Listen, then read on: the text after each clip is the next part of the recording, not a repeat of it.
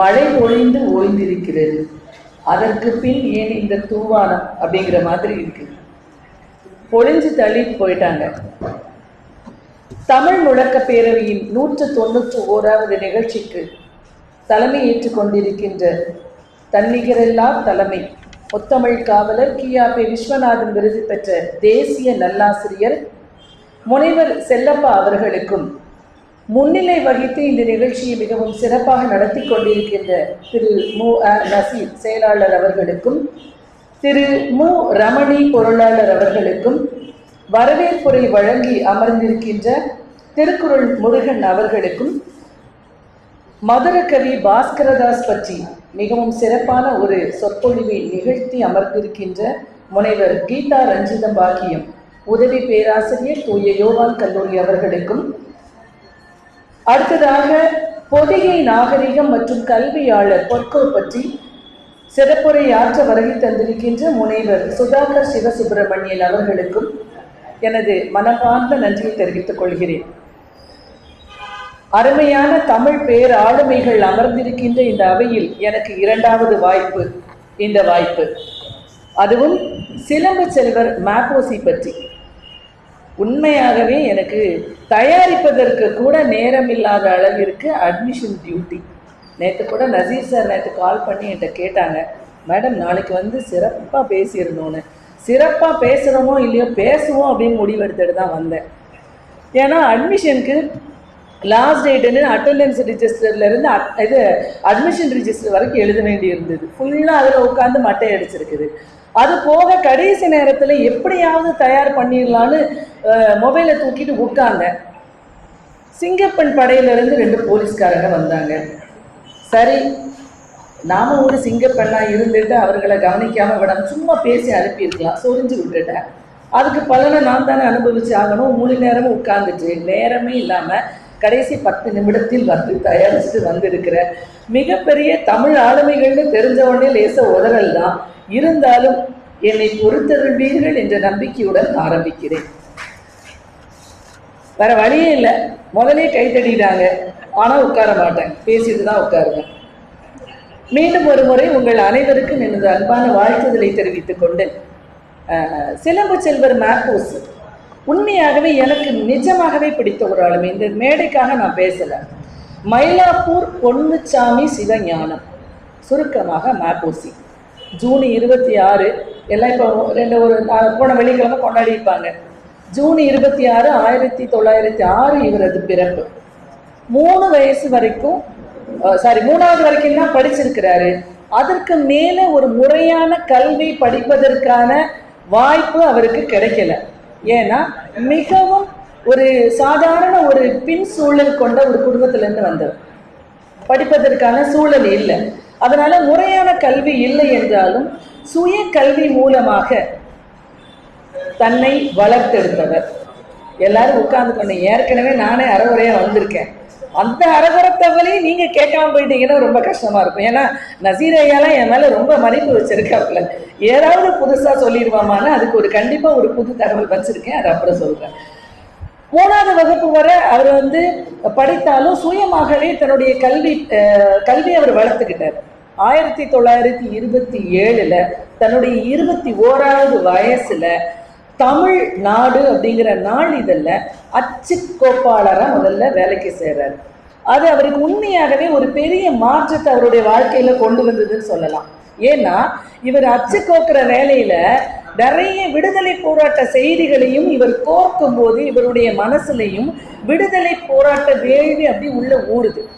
அதன் நிமித்தமா நிறைய தடவை அவர் பல முறை சிறைக்கு போறாரு.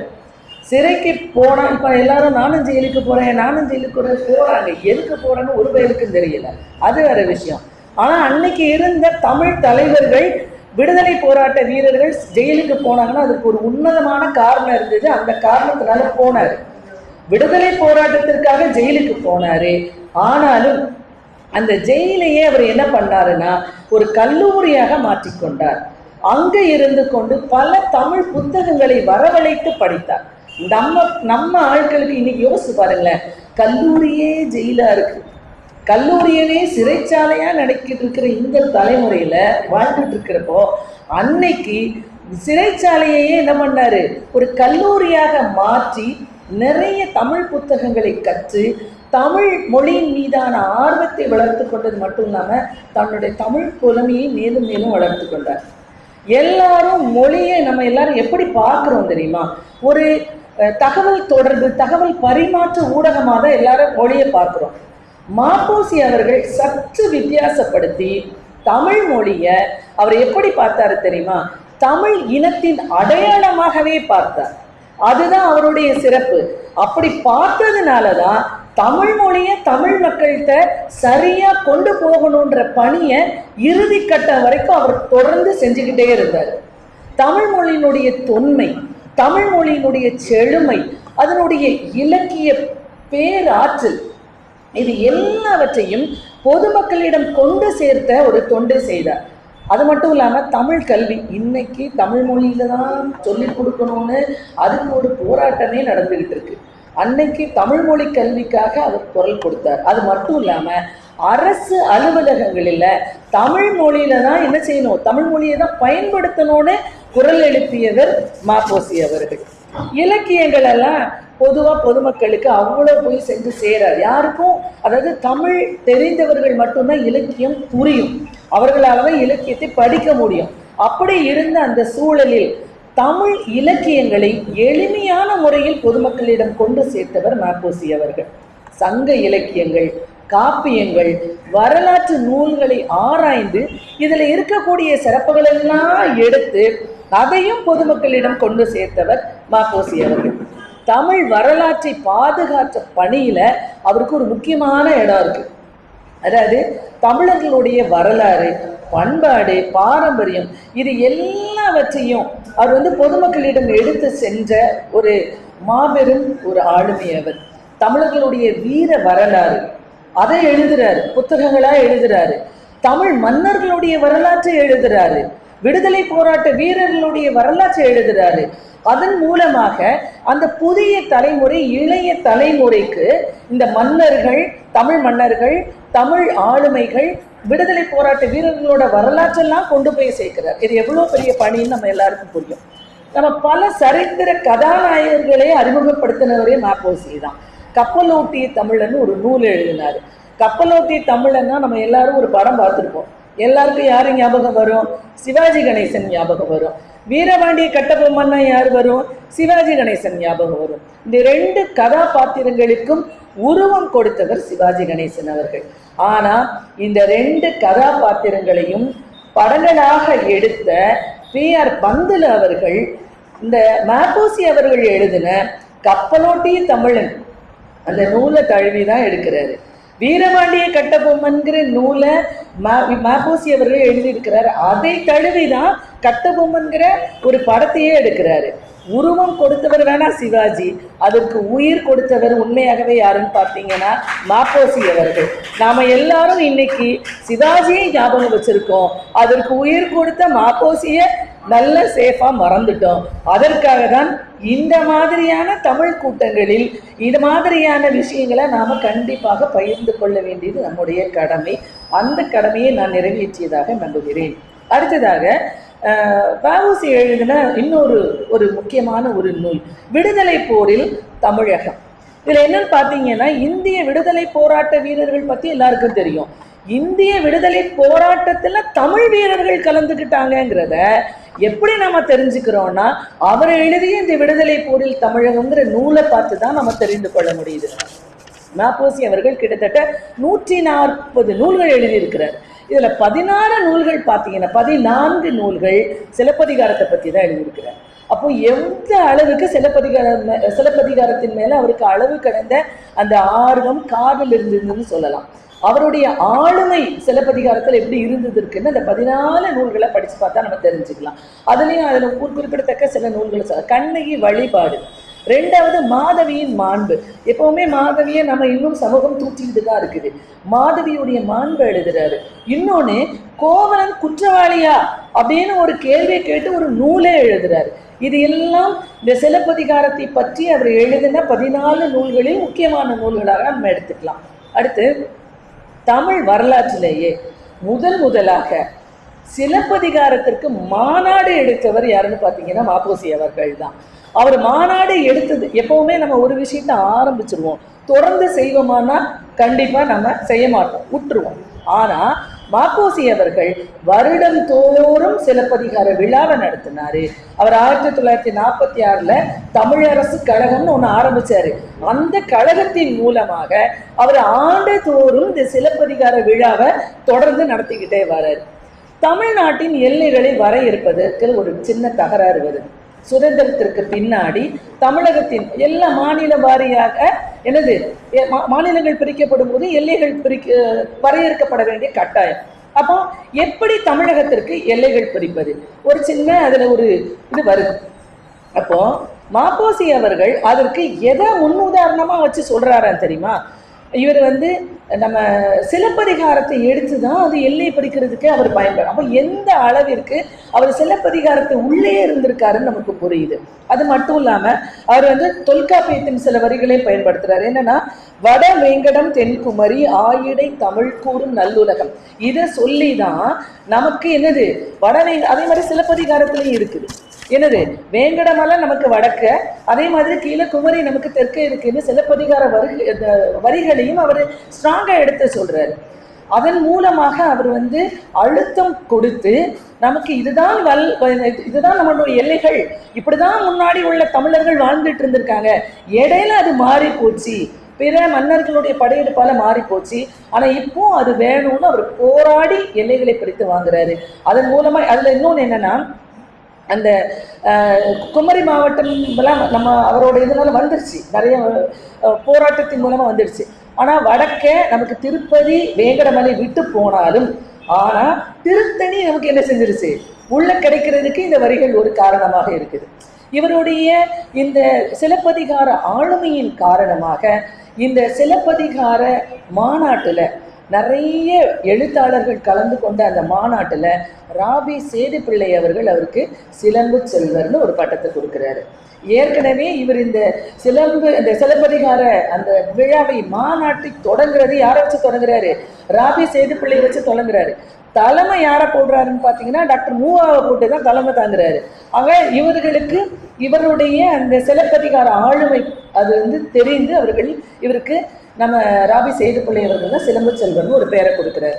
1956 தமிழர்களுக்கான தமிழ்நாடு அப்படிங்கிற ஒரு தனி மாநிலத்திற்கான குரல் கொடுத்து போராடியவர் மாப்போசி அவர்கள். அதனால தான் அவருக்கு இன்னொரு பேர் இருக்கு, தமிழ் தேச தந்தை. வள்ளலார் மாதிரி இவரும் தமிழ் தேசியத்தை முன்னிறுத்தியவர். இப்போ நிறைய பேர் தமிழ் தேசியம் பேசுறாங்க, நான் அதுக்குள்ள போக வரல. ஆரம்ப காலத்துல தமிழ் தேசியம் வள்ளலாருடன் இணைந்து யாரு பேசினாரு, நம்ம மாப்போசி அவர்களும் பேசினார். சுதந்திர இந்தியாவில் சுதந்திர தமிழரசு அமைந்தே தீரணும், தமிழ் வளர, தமிழர் வாழ, தமிழ்நாடு செழிக்க கண்டிப்பா தமிழரசு வேணும் அப்படின்னு முழக்கமிட்டு தமிழ் தேசியத்தை முதலாக இந்த தமிழ் தேசிய குரலாக ஒலித்தவர் நம்ம மாப்போசி அவர்கள். அது மட்டும் இல்லாமல் மாப்போசி அவர்கள் ஒரு சிறந்த பேச்சாளர். எப்படின்னு பார்த்தீங்கன்னா, இவர் கண்ணகி பற்றி பேசிகிட்டு இருக்காரு. சும்மாவே தலைவர் சிலப்பதிகாரத்தில் அப்படி கரைச்சி குடித்தவர். கண்ணகி பற்றிய பேச்சு வருது.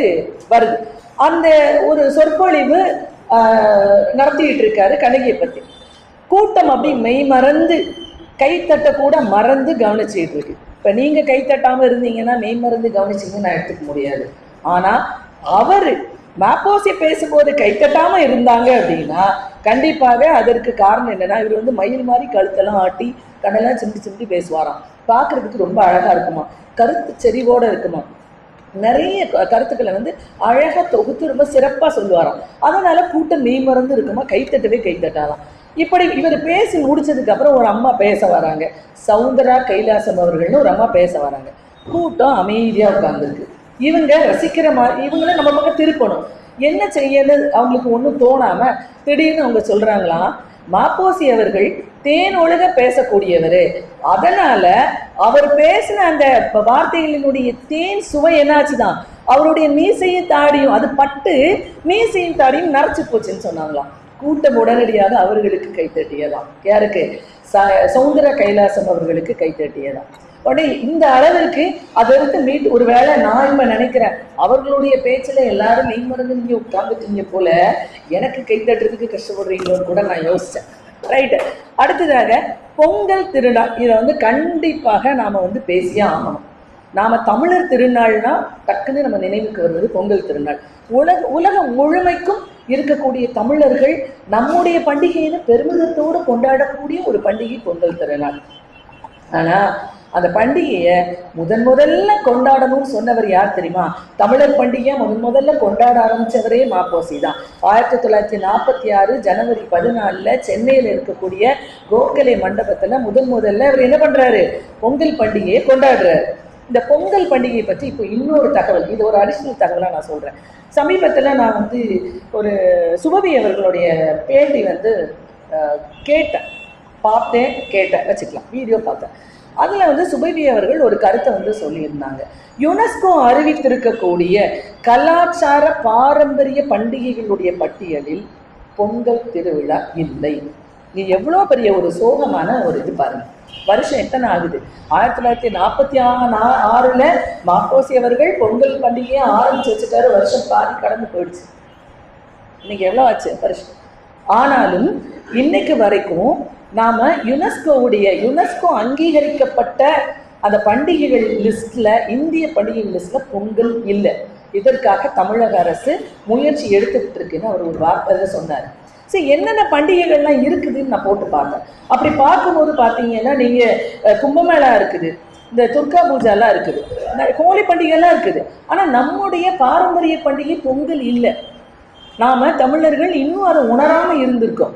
நான் அந்த தகவலை இந்த நேரத்தில், ஏன்னா மாப்போசி அவர்கள் பொங்கல் பண்டிகை கொண்டாடணும்னு சொன்னார். இன்னும் நாம் உலக அளவில் பொங்கல் பண்டிகை நம்முடைய தமிழர்களுக்கான பட்டியலே இல்லை அப்படிங்கிற தகவலை இந்த மன்றத்தில் சொல்கிறேன். தயவு செய்து இந்த தமிழ் முழக்க பேரவை இனி வரக்கூடிய காலங்களில் இதை அரசுக்கு ஒரு கோரிக்கையாக வைத்து இந்த யுனெஸ்கோ கலாச்சார பண்டிகைகள், அதாவது என்னன்னா அதுக்கு இன்டான்ஜிபிள் கல்ச்சுரல் ஹெரிட்டேஜ்ன்றாங்க, அதில் நம்முடைய பொங்கல் பண்டிகையை சேர்ப்பதற்கான நடவடிக்கை மேற்கொள்ள வேண்டும் என்று நம்முடைய தமிழ் முழக்க பேரவையினுடைய தலைவர் உள்ளிட்ட அனைத்து பெருமக்களுக்கும் நான் ஒரு கோரிக்கையாக வைக்கிறேன். அடுத்து மெட்ராஸ் மாகாணம் அப்படின்னு ஒரு பேரு தான் இருந்தது. இதை தமிழ்நாடு அப்படின்னு பேர் மாற்றணும்னு முதல் குரல் எழுப்பியவரும் மாப்போசி அவர்கள் தான். ஆந்திராக்காரங்கெல்லாம் என்ன சொல்றாங்க? மதராஸ் மனதே அப்படின்னு அவங்க ஒரு பக்கம் போராடுறாங்க. இங்க ஒரு பக்கம் தமிழ்நாட்டில் இருக்கக்கூடிய ஆந்திர வாசிகளும் இங்கேயும் என்ன பண்றாங்க, கொஞ்சம் போராட்டம். ஆந்திராவில் இருக்கக்கூடிய தமிழர்களுக்கு இதால பெரிய பிரச்சனை. அங்கே பயங்கரமாக அவங்கள துன்புறுத்துறாங்க, கஷ்டப்படுத்துறாங்க. ஆனாலும் இவர் தலையை கொடுத்தேனும் என்ன செய்யணும், தலைநகரை கைப்பற்றுவோம்னு திடீர்னு அரசுகள் முடிவெடுக்குது. 2 மாநிலத்துக்கும் பொதுவாக ஒன்று வச்சிடலாமான்னு. அதெல்லாம் முடியாதுன்னு சொல்லிட்டு சென்னையை மீட்டெடுத்தே அவன் தலையை கொடுத்தாவது நமது தலைநகரை மீட்டெடுக்க வேண்டும் என்று முழு முயற்சியுடன் போரிட்டவர் நம்முடைய மாப்போசி அவர்கள். அதோட சேர்ந்து அதனால அந்த போராட்டத்தின் விளைவாக பல தலைவர்களுடைய அரும் பணியால சென்னை நமக்கு என்னவாயிடுச்சு, தமிழ்நாட்டினுடைய தலைநகரமாக மாறிடுச்சு. அதுக்கப்புறம் நீங்க பாத்தீங்கன்னா குமரி மாவட்டத்தில் அந்த பிரச்சனை தான் இருக்கும், எல்லாருக்கும் தெரிந்திருக்கும். அது போக நிறைய இன்னும் செங்கோட்டை, பீர்மேடு இந்த மாதிரியான பகுதிகள்லாம் கிடைக்க பெற்றதற்கு முக்கியமான காரணம் மாப்போசி அவர்களுடைய பணி தான். இந்த சென்னை மாநகராட்சியினுடைய கொடி, இதை நம்ம சொல்லி ஆகணும். இதெல்லாம் இன்னைக்கும் இருக்கக்கூடிய சென்னை மாநகராட்சியினுடைய கொடி நம்ம பார்த்துருப்போம். இந்த கொடி எப்படி இருக்குன்னு பார்த்தீங்கன்னா, நம்ம தமிழ்நாட்டை ஆண்ட இந்த மூவேந்தர்கள், சேர சோழ பாண்டியர்களுடைய கொடிகள், அந்த கொடிகளை குறிப்பிடும் விதமாக 3 விதமான சின்னங்கள் இருக்கும். அவர்களுடைய கொடிகளில் இடம்பெற்ற 3 விதமான என்னன்னு பார்த்தீங்கன்னா, வில்லு, புலி, அப்புறம் மீன். இந்த 3 தான் இந்த 3 மன்னர்களுடைய கொடிகளில் இடம்பெற்றது. அதுக்கு முன்னாடி பிரிட்டிஷாருடைய காலத்துல நீங்க சென்னை மாநகராட்சியினுடைய கொடியில என்ன இருந்ததுன்னு பார்த்தீங்கன்னா, கடல், கப்பல், 3 சிங்கங்கள், 2 மீன் இப்படி இருந்திருக்கு. அவனோட இதான் வச்சிருப்பான். அவன் கடல்ல கப்பல் மூலமா வியாபாரம் பண்ண உள்ள வந்துட்டான். அதனால அவன் என்ன பண்ணியிருக்கான், அதை வச்சிருக்கலாம். 3 சிங்கங்கள் மற்றும் 2 மீன்களோட சேர்ந்து இருந்தது. இந்த சுதந்திரத்திற்கு பின்னாடி இந்த கொடியை மாற்ற வேண்டிய ஒரு அவசியம் வருது. அப்ப என்ன பண்ணலாம்னு சொல்லும் பொழுது நாம மாப்போசி அவர்களுடைய தமிழரசு கழகத்தினுடைய கொடியில் இடம்பெற்ற இந்த 3 உருவங்களும் தான் என்னது சென்னை மாநகராட்சியினுடைய கொடியாக வைப்பதற்காக இவர் பரிந்துரை செய்கிறார். பின்னாளில் அதுவே ஏற்றுக்கொள்ளப்பட்டு இன்று இருக்கின்ற சென்னை இன்றைக்கு வரைக்கும் சென்னை மாநகராட்சியினோட கொடியில் இந்த 3 உருவங்கள் தான் இருக்குது. இது மட்டும் இல்லாமல் நம்ம நிறைய சிறப்புகள் மாப்போசியினுடைய சிறப்புகளை நம்ம கண்டிப்பாக பார்க்கலாம், ஆனால் நேரம் இல்லை. அதில் சிலம்பு செல்வர் அப்படின்னு பேரை கொடுத்த ராபி செய்தி பிள்ளை அவர்கள் ஒரு சொல்லி செல்வர், அவரே கொடுத்த சிறப்புக்குரியவர் இவர் சிலம்பின் செல்வர். சென்னை மற்றும் அண்ணா பல்கலைக்கழகங்கள் இது என்ன பண்ணியிருக்கு தெரியுமா, இவருக்கு டாக்டர் பட்டம் வழங்கி சிறப்பித்திருக்கிறது. மதுரை பல்கலைக்கழகம் பேரவை செல்வர் அப்படிங்கிற பட்டத்தை வழங்கியிருக்கு. மத்திய அரசாங்கம் இவருடைய அரும் பெரும் தமிழ் பணிகளை பாராட்டி பத்மஸ்ரீ விருது வழங்கி சிறப்பித்திருக்கிறது. திருவள்ளுவர் பற்றி ராமலிங்க அடிகளார் பற்றி நிறைய நூல்கள் இவர் எழுதியிருக்கிறாரு. அதில் முக்கியமாக வள்ளலார் பற்றி எழுதிய வள்ளலார் கண்ட ஒருமைப்பாடு இது 1963 எழுதுறாரு. பட் இந்த நூலுக்கான சாகித்ய அகாடமி விருது 1966 அவருக்கு கிடைக்கும். ஒரு சாகித்ய அகாடமி விருது பெறக்கூடிய அளவிற்கான ஒரு சிறப்பு பெற்ற நூலான வள்ளலார் கண்ட ஒருமைப்பாடு எழுதியவர் நம்ம மாப்போசி அவர்கள். The great patriot V O. Chidambaram Pillai, the first patriot Veerapandiya Kattabomman, the universal vision of saint Ramalinga, இந்த 3 ஆங்கில நூல்களும் இவருடைய நூல்கள் தான். இது ஒரு சிறப்பு. 2006 ஆண்டு இவருடைய 100ஆண்டை நினைவு கூறும் விதமாக நம்முடைய தமிழ்நாடு அரசு இவருடைய அனைத்து நூல்களையும் அரசுடைமையாக மாற்றியது. எளிய குடும்பத்தில் பிறந்தார். சுயமா தமிழ் கற்றுக்கிட்டு தன்னுடைய கடின உழைப்பின் மூலமாக வளர்ந்தார். தாம் எழுதிய நூல்களாலேயே பின்னாடி, அதாவது தமிழ் இவராக கற்றுக்கிறாரு. தாம் எழுதிய நூல்கள் மூலமாக பிற தமிழ் அறிஞர்களுக்கும் இவர் ஒரு முன்னுதாரணமாக இருப்பது மட்டும் இல்லாமல் அறிஞர்கள் மத்தியில் ஒரு தனியிடம் பிறந்த சிறப்புக்குரியவர் மாப்போசி அவர்கள். 89 ஆண்டு காலம் இவருடைய வாழ்க்கை. ஆனால் இன்று வரையும் இனியும் தமிழ் உள்ளவரை அவருடைய புகழ் என்றும் நிலைத்து நிற்கும். அதற்கு அவருடைய தமிழ் பணிக்கு நம்முடைய அனைவருடைய தமிழ் வணக்கங்களை இந்த நேரத்தில் தெரிவித்துக் கொள்கிறேன். இந்த அரிய வாய்ப்பினை வழங்கிய தமிழ் முழக்க பேரவையின் தலைமை செயலர் மற்றும் அனைவருக்கும் எனது மனமார்ந்த நன்றியை தெரிவித்துக் கொண்டு விடைபெறுகிறேன்.